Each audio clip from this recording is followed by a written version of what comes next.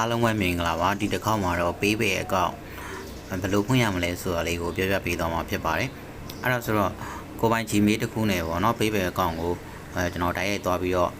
Chrome browser အနေသွားပြီးတော့ဖွင့်မယ်ပြီးသွားပြီဆိုရင် PayPal application down ပြီးတော့ PayPal application မှာအဲ့ဒီ PayPal အကောင့်ကိုဘယ်လိုမျိုး login ဝင်ရမလဲဆိုတာပါပြောပြပေးသွားမှာဖြစ်ပါတယ်အဲ့ဒါဆိုရင်စလိုက်ကြမယ်เนาะပထမအောင်ဆုံးကျွန်တော် Chrome browser လေးကိုတစ်ချက်သွားအောင်မှာဖြစ်ပါတယ်ပြီးသွားပြီဆိုရင်ကျွန်တော်တို့ဒီမှာ PayPal business sign as Malaysia ဆိုတာလေးကိုရိုက်ထည့်ရမှာဖြစ်ပါတယ်ကျွန်တော်တို့ဒီမှာရိုက်ထားပြီးသားရှိတယ်အဲ့ဒါလေးတစ်ချက်နှိပ်လိုက်မယ်เนาะပြီးသွားပြီဆိုရင်ဒီ link လေးပါဝင်ရမှာဖြစ်ပါတယ်โอเคဒီနေ့ရောက်ပြီဆိုရင် sign as ဆိုတာလေးကိုတစ်ချက်နှိပ်ပေးရမှာဖြစ်ပါတယ်ဒီနေ့ရောက်ရင် sign as ဆိုတာလေးကိုတစ်ချက်နှိပ်ပေးရမှာဖြစ်ပါတယ်ဒီနေ့ရောက်ပြီးသွားပြီဆိုရင် security challenge ဆိုတာလေးမှာ robot မဟုတ်တဲ့အကြောင်းပေါ့နော်အမှန်ကြီးလေးနှိပ်ပြီးတော့ကျွန်တော်တို့ဒီမှာမှန်တာလေးတစ်ချက်ရွေးပေးရမှာဖြစ်ပါတယ်ဒီမှာဆိုရင်တော့ motorcycle ကိုရွေးခိုင်းတာဖြစ်တဲ့အတွက် motorcycle ဆိုတာလေးကိုတစ်ချက်ရွေးပေးလိုက်မယ်ပေါ့နော်ပြီးတော့ရင် verify ဆိုတာလေးတစ်ချက်နှိပ်ပေးရမယ်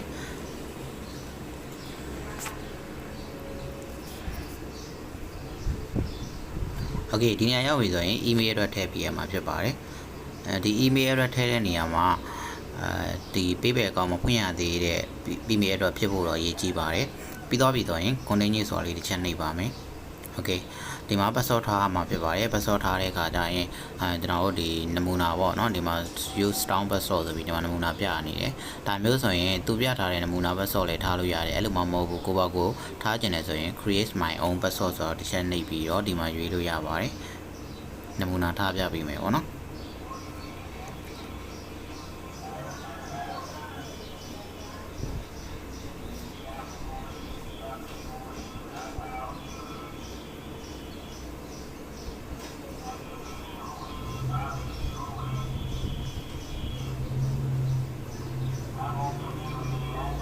ဟုတ်ကဲ့လေကျွန်တော်ထားပြီးတော့ရင် second shot လေးရိုက်ပြီးတင်ထားခဲ့မယ်လူချင်းမင်းတော့မှတ်မိရဆိုရင် second shot ရိုက်တင်တယ်မလို့ဘူးပေါ့နော်ကျွန်တော် second shot ရိုက်ပြီးတော့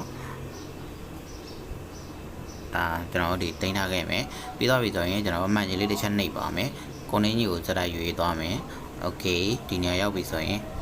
ကျွန်တော်နာမည်ထည့်ပါမယ် legal first name ဆိုတော့ကိုထားခြင်းတဲ့နာမည်ပေါ့နော်ကျွန်တော်ကတော့အောင်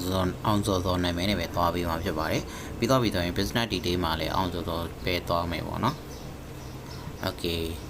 ဒီနေ့ရောက်ပြီဆိုရင်ကျွန်တော်ဖုန်းနံပါတ်ရွေးရပါမယ်ဖုန်းနံပါတ်ရွေးတဲ့နေရာမှာမလေးရှားဖုန်းနံပါတ်ထည့်ရမှာဖြစ်ပါတယ်မလေးရှားဖုန်းနံပါတ်မသိဘူးဆိုရင်ကျွန်တော် Google Map မှာသွားပြီးတော့ကြည့်ရမှာဖြစ်ပါတယ်ကျွန်တော်တို့ Google Map မှာတစ်ချက်သွားကြည့်လိုက်မယ်နော်โอเค map ထဲကိုတစ်ချက်ဝင်မယ်ပြီးတော့ပြီဆိုရင် search ရမှာကျွန်တော်မလေးရှားဆိုရိုက်ရှာပါမယ်ပြီး search ချလိုက်မယ်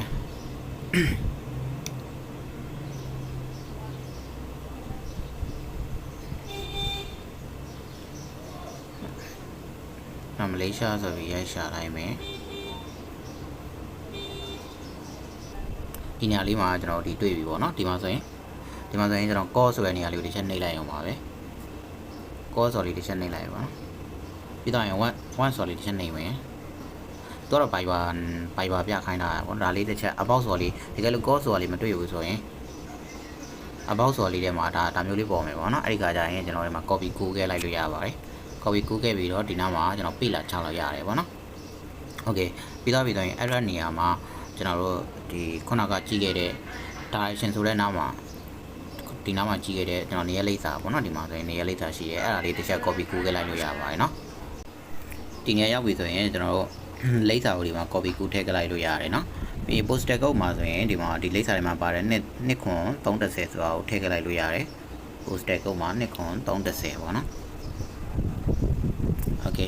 နှစ်ခွန်30ဆိုလေးထည့်ခဲ့လိုက်လို့ရတယ်ပြီးတော့ပြီဆိုရင် CD or locality CD တောင်းနေရမှာကွာလာလန်ကိုထည့်ပေါ့နော်ကွာလာလန်ကိုမသိဘူးဆိုရင်ကျွန်တော်အောင်သားလေးမှာတစ်ချက်ဒီမှာဒါလေးတစ်ချက်အရင်ထည့်ပြီးမှအပေါ်ကကွာလာလန်ကိုဆိုပြီးတော့ကောက်ပြီးတော့ပြန်ရေးပေါ့နော်ကြည့်ပြီးရေးလို့ရတယ်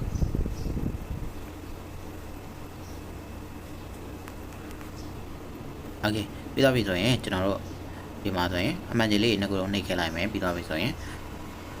ဒါမျိုးလေးကျွန်တော်ဒီနာမည်တွေလိပ်စာတွေအကုန်လုံးပေါ့နော်ထည့်ပြီးတော့ပြီဆိုရင်ကျွန်တော် agree and continue ဆိုတာလေးတစ်ချက်နှိပ်ပြီးပါ Okay ဒီနေရာမှာ business type ဆိုတဲ့နေရာမှာကျွန်တော် individual ရဲ့ so ကျွန်တော်ဒီ proprietorship ဆိုတာလေးတစ်ချက်နှိပ်ပေးရမယ် product ကို keyword ဆိုတဲ့နေရာမှာကိုယ့်ရဲ့ product လုပ်ငန်းစပေးပါညာရှိရဆိုဒီမှာရိုက်ရှာလို့ရတယ်တချို့ကတော့လုပ်ငန်းတွေပါထည့်လို့ရတယ်ဒီမှာကျွန်တော်တို့ဒီ digital marketing ဆို digital marketing ပါညာရေးလို့ရတယ်ပေါ့နော်အဲ့လိုမှမရှိဘူးဆိုရင်ကျွန်တော်တို့ဒီ food and restaurant လို့စသဖြင့်ထည့်လို့ရပါတယ်ဒီမှာဆိုရင် food and restaurant commercial equipment အများကြီးရှိတယ်ပေါ့နော် food and restaurant ကိုကျွန်တော်ထားခဲ့လိုက်မယ် website ကတော့ကြော်ခဲ့လိုက်လို့ရပါတယ်ပြီးတော့ပြီဆိုရင် continue ဆိုတာလေးတစ်ချက်နှိပ်ပေးပါခင်ဗျာဒီနေ့မှာကျွန်တော်တို့ဒီမွေးနေ့ birthday date ပေါ့နော် birthday date ဒီမှာရန်ထည့်လိုက်လို့ရတယ်ပြဿနာမရှိဘူးကိုကြိုက်တာထည့်လိုက်လို့ရပါတယ်နော်ကျွန်တော်တော့အဆင်ပြေတာတစ်ခုကောက်ထည့်လိုက်မယ် okay identity document မှာကျွန်တော်ဒီ passport ဆိုတာလေးတစ်ချက်ရွေးမယ် passport number ဆိုတဲ့နေရာမှာကျွန်တော်ရှိရကဏ္ဍပေါ့နော် A တစ်လုံးရွေးပြီးတော့နောက်ကနံပါတ်8လုံးစိတ်ကြိုက်ကိုကြိုက်သလိုထည့်လိုက်လို့ရပါတယ်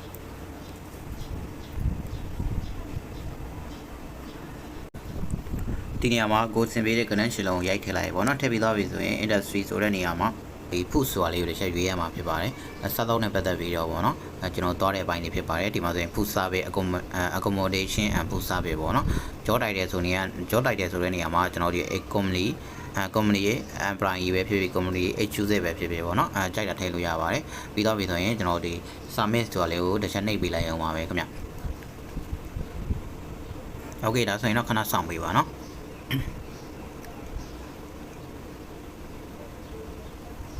Okay ဒါမျိုးရောက်သွားပြီဆိုရင်ဒါကကျွန်တော်တို့ PayPal account တစ်ခုဒီမှာအောင်စောစောနာမည်နဲ့ဖွင့်လှစ်ပြီးသွားပြီပေါ့နော်အောင်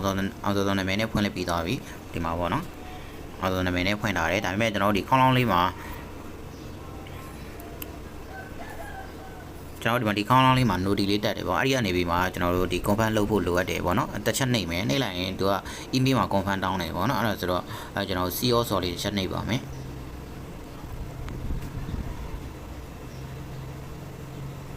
Okay စီရောဆိုလေးတစ်ချက်နှိပ်ပြီးသွားပြီဆိုရင်ကျွန်တော်ဒီမှာ confirm ဆိုတာလေးတစ်ချက်စတိုက်နှိပ်ပေးရမှာဖြစ်ပါတယ် Okay ဒါဆိုရင်တော့ကျွန်တော်တို့ဒီ Gmail မှာပေါ့နော် confirm နဲ့ပတ်သက်ပြီး confirm နဲ့ပတ်သက်ပြီး Gmail မှာ noti စာကြလာပါလိမ့်မယ်အဲ့ဒါဆိုတော့ကျွန်တော် Gmail software တွေကိုတစ်ချက်သွားရမှာဖြစ်ပါတယ်ပြီးသွားပြီဆိုရင်ခုနကကျွန်တော်ချိန်ခဲ့တဲ့ Gmail တွေကိုတစ်ချက်ဝင်ပါမယ်ဒီမှာဆိုရင်တော့ဒီမှာ activate ပေါ့နော် account ကို activate လုပ်ဖို့အတွက် confirm လုပ်ဖို့အတွက်ဒီမှာတောင်းနေပါတယ်အဲဒါဆိုရင်ဒီညရောက်ပြီဆိုရင်ကျွန်တော်တို့ဒီကိုပေးရဲ့ account ကို activate လုပ်ပေးဖို့အတွက်တစ်ချက်နှိပ်ပေးရမှာဖြစ်ပါတယ် click here to activate your account ဆိုလေးတစ်ချက်နှိပ်ပါပါတယ်ပြီးတော့ပြီဆိုရင်သူ browser တစ်ခုရွေးခိုင်းနေပေါ့ဒီမှာတော့ Brave browser ပြတာဖြစ်တဲ့အတွက် Brave ကိုတစ်ချက်ရွေးလိုက်မယ်နော်ဟုတ်ကဲ့ရွေးပြီးသွားပြီဆိုရင်ဒီနားမှာခုနကကျွန်တော်တို့ထည့်ခဲ့လိုက်တဲ့ PayPal account ရဲ့ password ကိုဒီမှာရိုက်ထည့်ပေါ့နော်ပြီးတော့ရင် login တစ်ချက်နှိပ်ပေးရမှာဖြစ်ပါတယ်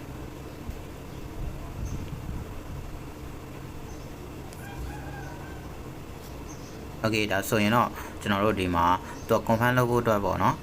်ဒီ Gmail မှာသူကုတ်တောင်းနေပေါ့ Gmail မှာကုတ်တောင်းတာဖြစ်တဲ့အတွက်ကျွန်တော်တို့ဖုန်းနံပါတ်မှာသူကုတ်တောင်းနေပေါ့နော်အပေါ်မှာ Gmail မှာကုတ်တောင်းနေအောက်မှာဖုန်းနံပါတ်မှာကုတ်တောင်းနေပေါ့နော်အဲ့ဒါဆိုတော့ကျွန်တော်တို့ဒီအပေါ်က Gmail ဆိုတာလေးကိုတစ်ချက်ဆက်လက်မှတ်ပြီးတော့နှိပ်တစ်ချက်နှိပ်ပေးရမှာဖြစ်ပါတယ်ပြီးတော့ပြီဆိုရင်ကျွန်တော်တို့ Gmail မှာသွားပြီးတော့ကုတ်စစ်မယ်ပေါ့နော် Gmail မှာသွားပြီးတော့ကျွန်တော်ကုတ်ပြန်စစ်မှာဖြစ်ပါတယ်Okay ဒီမှာဆိုရင်ကျွန်တော် Gmail မှာဒီကုတ်လေးပေါ့နော်ဒီကုတ်လေးကိုတစ်ချက်ပြန်ပြီးဆက်လက်မှတ်မယ်ဒီမှာ394 3568ပေါ့နော်အဲ့မှာဒီမှာရိုက်ပါမယ်394 3568ဆိုရိုက်လိုက်မယ်ပြီးတော့ submit တစ်ချက်ထပ်နေပါမယ်Okay ဒါမျိုးပြပြီဆိုရင်တော့ကျွန်တော်တို့ဒီ PayPal account ဖွင့်လို့ပြီးသွားပြီပဲဖြစ်ပါတယ်ဒီမှာဆိုရင် your email has been confirmed ဆိုပြီးတော့ဒါမျိုးပြသွားပြီပေါ့နော်အဲ့ပြီးတော့ရင်လည်း continue ဆိုလေးတစ်ချက်နှိပ်ပေးရမှာဖြစ်ပါတယ်Okay ဒါဆိုရင်တော့ကျွန်တော်တို့ဒီမှာ PayPal account တခုဖွင့်ပြီးသွားပြီပဲဖြစ်ပါတယ်အဲ့ဒါကိုကျွန်တော်ဒီ ban နဲ့ချိတ်ချင်တယ်ဆိုရင်ဒီမှာ ban link a ban ဆိုပြီး ban နဲ့သွားပြီးတော့ချိတ်လို့ရတယ်ပေါ့နော်အဲ့ဒါဆိုဒီမှာကျွန်တော်တို့ browser မှာဝင်လို့ရပြီသွားပြီဆိုရင်browser မှာဝင်လို့ရပြီသွားပြီဆိုရင်ကျွန်တော်တို့ PayPal account ထဲမှာဘယ်လိုဝင်မလဲပေါ့နော်အဲ့ဒါလေးတစ်ချက်ပြောပြီးသွားမှာဖြစ်ပါတယ်ဆက်လက်ပြောပြီးသွားမှာဖြစ်ပါတယ်ဒီမှာ PayPal ဆိုတဲ့ထဲကိုတစ်ချက်ပြန်ဝင်ပါမယ်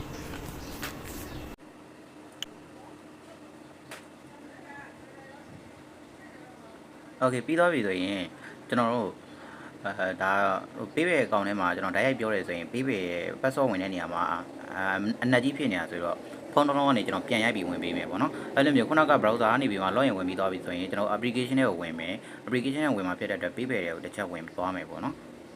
PayPal တွေကိုတစ်ချက်သွားမယ်သွားပြီးဆိုရင်ကျွန်တော်တို့ login ဆိုတာလေးကိုတစ်ချက်သွားရွေးရမှာဖြစ်ပါတယ် login ဆိုတာလေးတစ်ချက်ရွေးပေးပါ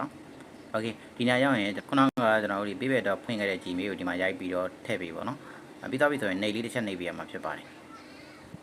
โอเคဒီနေ့ရောက်ပြီဆိုရင်ကျွန်တော်တို့ဒီ password ရိုက်ထည့်ပေးရမှာဖြစ်ပါတယ်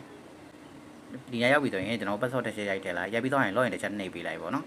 login တစ်ချက်နှိပ်လိုက်ရင်သူတို့ security challenge ဆိုပြီးတော့တက်လိမ့်မယ်အမှအမှန်ကြီးလေးပေးပြီးတော့ကျွန်တော်တို့သူရွေးခိုင်းတာလေးကိုတခြားလေးမအောင်ရွေးပေးလိုက်ပေါ့နော်ဒီမှာဆိုရင်motorcycle ကိုရွေးခိုင်းတာဖြစ်တဲ့အတွက်ဒီ motorcycle ကွက်လေးတွေကိုတခြားလေးမှန်အောင်မှန်အောင်ထည့်ပြီးတော့ verify လုပ်ပေးလိုက်ရမှာပဲဒီလိုမျိုးလေးကျွန်တော်တို့ဒီ password လည်းမှန်အောင်ရိုက်ပြီးသွားပြီဆိုရင်ဒါမျိုးလေးသူက Gmail မှာကုတ်တောင်းပြီးတော့ login ဝင်ရမှာပေါ့နော်အဲဒါဆိုရင်ဒီနေ့ရောက်ပြီဆိုရင်ကျွန်တော် name လေးတစ်ချက်နှိပ်မယ်ပြီးတော့ရင် Gmail မှာကုတ်သွားကြည့်မယ်ပေါ့နော် Gmail မှာကျွန်တော်ကုတ်သွားကြည့်မယ်ခုနက Gmail မှာ Gmail တွေကိုတစ်ချက်ဝင်မယ် Gmail တွေကိုတစ်ချက်ဝင်မယ်ပြီးတော့ရင်ကျွန်တော်ဒီ Gmail မှာကြာလာတဲ့ကိုတစ်ချက်ပြန်စစ်မယ်ပေါ့နော်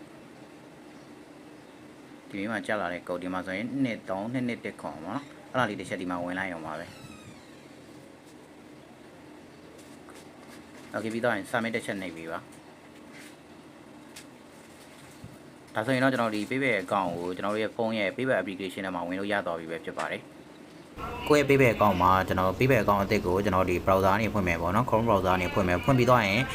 ဒီ PayPal account နဲ့ PayPal account မှာချိန်ထားတဲ့ Gmail နဲ့ password ကို PayPal ရဲ့ application မှာလာပြီးတော့ login ဝင်ရမှာဖြစ်ပါတယ်ဒီမှာဆိုရင် PayPal နဲ့ပတ်သက်ပြီးတော့ account လေးတစ်ခုတည်တံ့ရသွားပြီပေါ့နော်ဒါကတော့ကျွန်တော်ဒီ Chrome browser နေပြီးတော့အသုံးပြုပြီးတော့PayPal ဖွင့်ပုံဖွင့်နေ PayPal application မှာ account ဘယ်လို login ဝင်ရမလဲဆိုတာလေးကိုပြောပြပေးခဲ့တာပဲဖြစ်ပါတယ်အားလုံးပဲအဆင်ပြေကြပါစေခင်ဗျာ